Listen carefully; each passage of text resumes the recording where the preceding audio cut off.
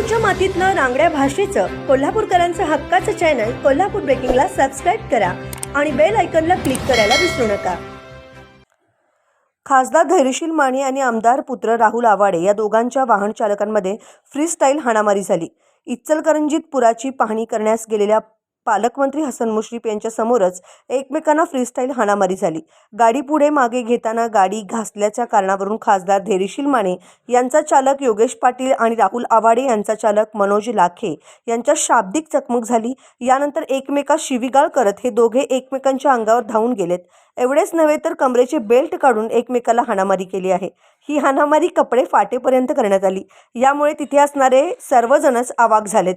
तिथे उपस्थित असलेल्या कार्यकर्त्यांनी त्या दोघांना बाजूला करत त्यांच्यातला वाद मिटवलाय।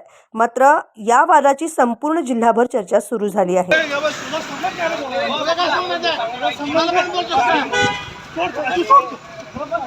पुलिस आलं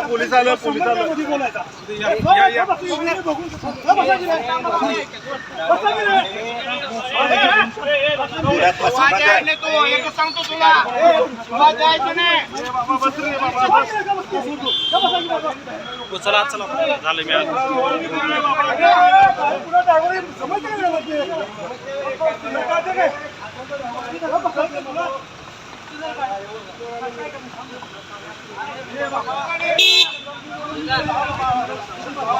अरे